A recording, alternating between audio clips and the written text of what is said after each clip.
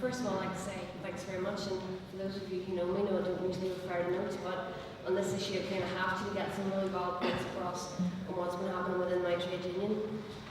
While trade unions have funded political candidates and parties for more than 100 years, the political ballot that PCS members took and the vote that we took was quite unique. We've made history by being the first trade union, not previously affiliated to the Labour Party, to vote to stand candidates in national elections. In 2005, PCS members voted for a political fund, and that political fund was set up primarily to allow us to do actual proper political campaigning, and out of that came our Make Your Vote Count campaign. Now, the purpose of the Make Your Vote Count campaign sounds exactly what it says. It was to make people think about who they were voting for and why they were voting for them. And what we basically did was get in touch with all the different parties that stood across the entirety of the UK, and we asked them where they stood on our key. Thanks very much, I'm very tiny, sorry about that. We asked them where they stood in our key industrial and social demands, and we were able to collate that information and give it back to our members so that they could read it, but we also set up candidate question time events, and those events were really, really good because for the first time ever our members got to sit face to face and ask actual questions of the people who were looking for them to vote. It also gave us a really good ability and a weapon as such to attack the far right and to be able to campaign and lobby against the far right across the UK and in Northern Ireland.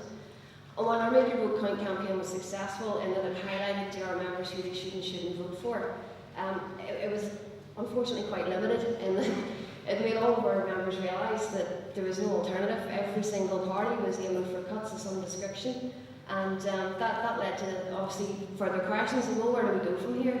If there's no alternative, we need an alternative really, and so that sort of started our debate on what we could and couldn't do.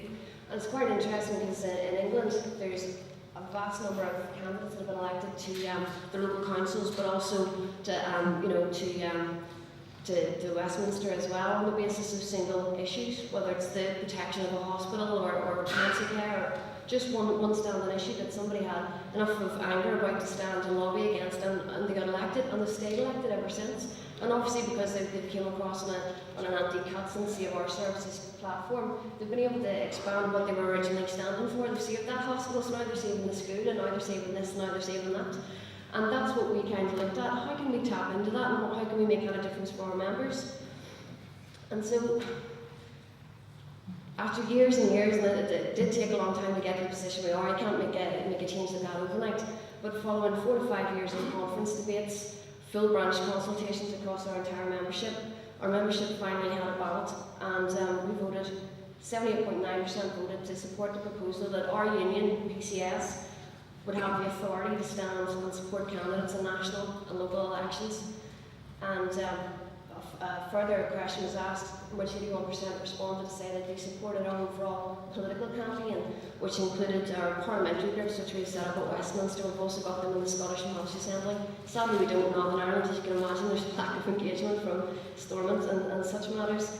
But also the fact of continuing our Make Your Vote Count campaign and setting up what we've called constituency coordinators. And those are reps, and their specific job is to monitor what's happening on the political level, right across their constituency, and to feed that back to see where we can interact.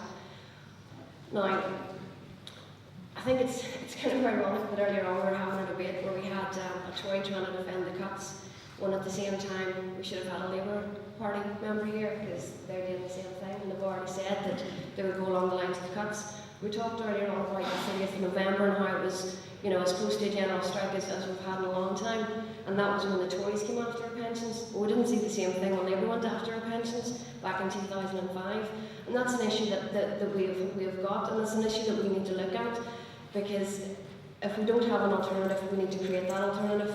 Now, that's what we intend to do within PCS. What we're going to do is, through further consultation with our members, is look to see where we can actually maybe change the position of the council, get local councillors elected on an anti-cuts platform. We're supporting trade union and socialist coalition candidates already, and we have been for quite some time, and that's the list grouping of the left coming under one banner to get elected, where there's actual discussions about, right, okay, so the Socialist Workers' Party wants to stand a candidate here, and the Socialist Party wants to stand a candidate here. Well, let's not split the left vote. We'll get one candidate to stand under that platform of trade union and socialist coalition, and in that way we were able to actually boost the vote. Now, not always, you know, haven't always won seats and things like that. I'm not trying to say we're miracle workers, because obviously that's not been the case, but it's a start, and it's a damn good start. So if you're asking what we're doing at PCS and how is this relevant to the debate, well, I think it's quite relevant. We've seen just lately the Punch and Judy show that goes on up in Stormont.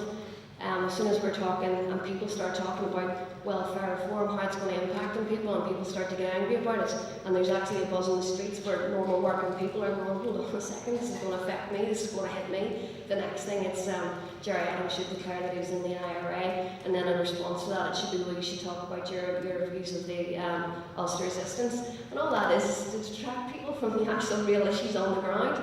It's a smoke screen, it's to stop people thinking about what they can actually do and why they should be doing it. And that meeting, and to pretty much everyone here, I think, says just what a bad idea that is.